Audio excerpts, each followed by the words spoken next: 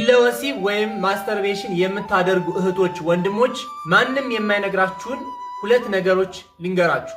ይህ ትምህርት ለብዙዎች እንደሚጠቅማቸው እርግጠኛ ስለሆንኩ ሼር ኮፒ ሊንክ እያደረጋችሁ ቪዲዮውን እስከ መጨረሻው ድረስ ተከታተሉት። በዚህ ዘመን ብዙ ወጣቶችን እየገደለ ያለው መክሊታቸውን እንዳያውቁ፣ ከፈጣሪያቸው ጋር እንዳይታረቁ፣ ጸሎት እንዳያደርጉ፣ ከሰዎች ጋር በስምምነት እንዳይኖሩ፣ በስራቸውም ስኬት እንዳያገኙ እያደረጋቸው ያለ ትልቅ በሽታ አለ። እርሱም ማስተርቤሽን ወይም ግለ ወሲብ፣ በቤተ ክርስቲያን ቋንቋ ደግሞ ግብረ አውናን የሚባለው። ይህን የምታደርጉ እህቶች ወንድሞች ራሳችሁን ለዘላለማዊ እሳት ለገሃነም እያዘጋጃችሁ መሆኑን ማወቅ መረዳት አለባችሁ።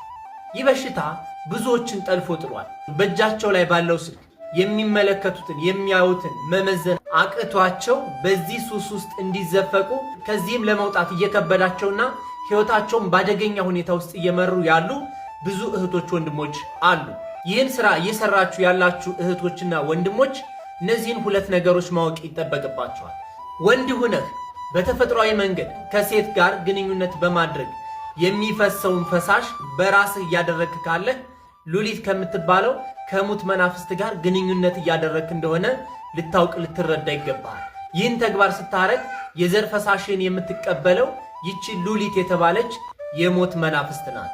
አንተ ይህን ተግባር ስትፈጽም ዘርህን ስታፈስ ዘርህን ትቀበላለች። ከሰዎች ጋር እንዳትግባባ፣ የፍቅር ግንኙነት እንዳትጀምር፣ ወይም የጀመርከው የፍቅር ግንኙነት ካለ እንዲያስጠላህ እና ወደ ትዳር እንዳትገባ የምታደርግ እጅግ አደገኛ የሆነች እርኩስ መናፍስት ናት።